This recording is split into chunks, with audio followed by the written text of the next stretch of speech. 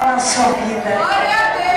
Senhor, que hoje com o teu problema pequeno, porque grande é o Senhor, bem fiel para te dar vitória em nome de Jesus.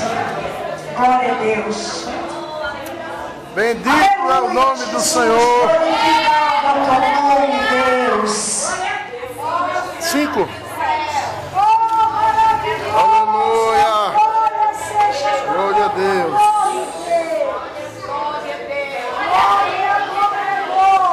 Glória a Deus, aleluia. Cumprimentamos a igreja com a paz, amém? Glória a Deus. Antes de nós estar louvando, eu gostaria de passar algo, aleluia, nesta noite. Aleluia.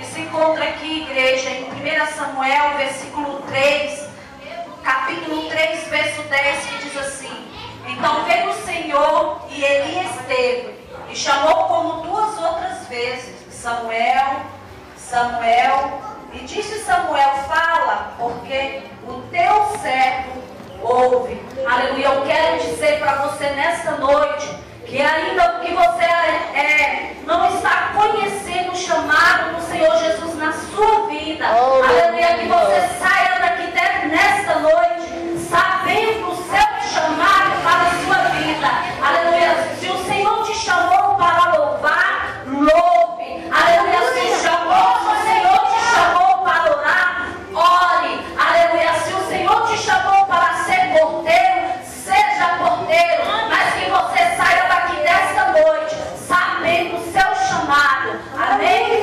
Glória a Deus.